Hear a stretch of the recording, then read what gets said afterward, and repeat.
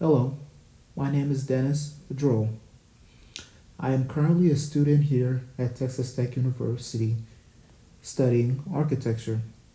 The purpose of this video is to provide you, the audience, an overview of my selected artist's history and work, as well as a detailed critique of one of the artist's most profound and praiseworthy pieces.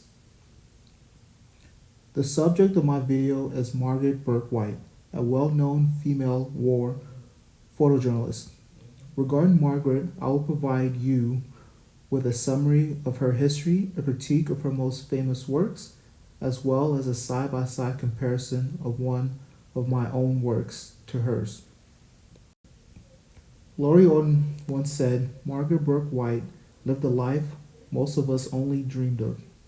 Margaret Bourke White was born on June 14, 1904, in the Bronx, New York, to Joseph and Minnie Bourke White. She was only one of three children. Her father was an engineer who worked with printing presses. She once described him as the personification of an absent-minded inventor. Her mother was educated at Pratt Institute and was a dedicated homemaker who encouraged her children to become educated. Her mother gave her the belief that life was sacred, and her father gave her a lust and fearlessness of life. Originally, Margaret wanted to become a herpetologist, someone who specializes in the study of reptiles. As a young girl, Margaret was interested in insects, turtles, frogs, books, and maps. She once wrote, I picture myself as a scientist going to the jungle, bringing back specimens for natural history museums, and doing all the things that women never do. Margaret entered Columbia University in 1921 to study herpetology. However, the following year, a photography course taught by Clarence H. White at the Clarence H. White School of Photography left a lasting impression. For the course, Margaret was required a camera. For her first camera, she bought a 4.5-inch ICA reflex camera with a cracked lens. It was her first camera at the time, and it only cost her $20. Taking her first photographs on glass plates, though she continued to study heptology at the University of Michigan.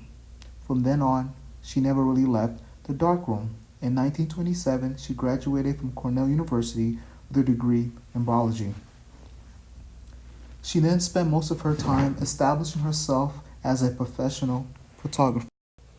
Now, to truly understand Margaret's true genius, we must dive into a few of her works. Margaret was one of the first photographers to pioneer a technique called environmental portraiture. An environmental portrait is a portrait executed in the subject's usual environment, such as their home or workplace, typically illuminates the subject's life and surroundings. One of her most famous images ever taken was of Gandhi and a spinning wheel.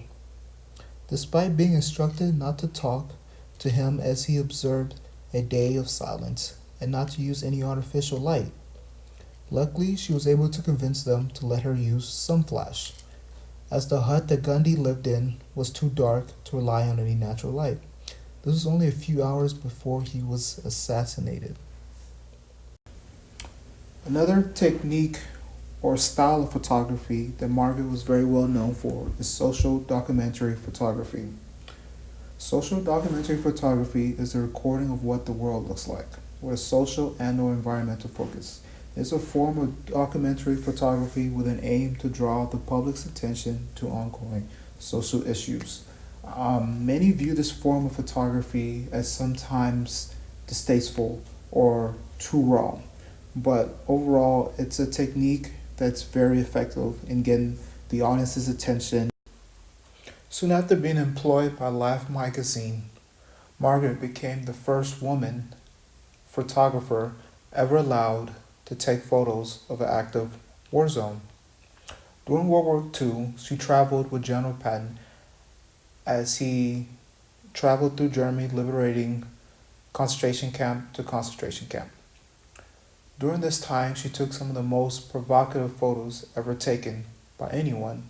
These photos drew so much outrage that then sitting president Franklin Delano Roosevelt ordered 2,000 more troops to accompany General Patton as he went liberating concentration camp to concentration camp. Just like Margaret, I too use social documentary photography as a tool. I use it in a different way, however. For me, I use it in terms of architecture. Last semester, our professor gave us free rein in terms of what cities we're allowed to choose for our project. The only thing was we all had to pick one city. The project involved building sustainable living for the poor. In order to convince the rest of my classmates that Dallas was the best option, I went downtown, took a few photos of the living conditions that some of the poor residents of Dallas were facing.